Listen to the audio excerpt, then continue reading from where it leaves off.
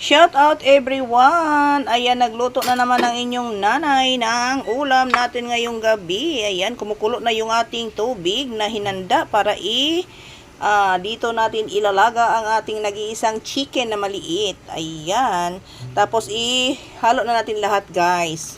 Yung eggplant, yung papaya, nag-iisa lang yan guys. Tapos yung mga paa ng chicken, lininisan ko na yan guys ha, paborito ko yan.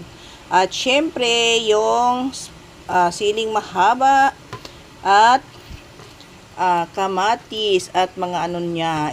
Halo na natin yan dyan lahat guys. Para po sabay na silang maluto mga guys. At ang ano niya ito. Napakasarap nito mga guys. Sa bata pa kami, hindi kami pakainin ito. Pero ngayon, kasi pala, masarap pala. So ngayon ito, halo ko na yan dyan mga guys. At saka, lagyan na natin siya ng asina rock salt. Diba? From, ano to guys. Iwan ko kung saan to. Basta sa online to, binili ng aking Franny at binigyan niya ako. Ayan po. So, lagyan na natin siya siyempre ng asin. Tsansahin nyo lang guys. At syempre, lagyan natin pang panlasa. Para sabay-sabay na yan maluto mga guys. So, yun na yun. At, ayan. Ito pa, pang pasarap pa rin ng todo. So, syempre mga guys, tama na yan. At, hintayin na lang natin yan mga guys na maluto. So, ganyan lang po ang ating ulam for tonight.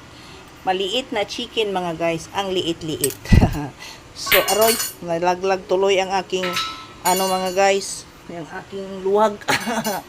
So, yun lamang po mga guys, ang ating linuluto ngayong gabi sa ating hapunan. Ayan, nag-iisang chicken, So, thank you for watching mga guys sa ating video for tonight. Bye-bye and God bless. Palutuin na lang natin yan at nang kakain na ang ating pamilya. Bye-bye. God bless us all.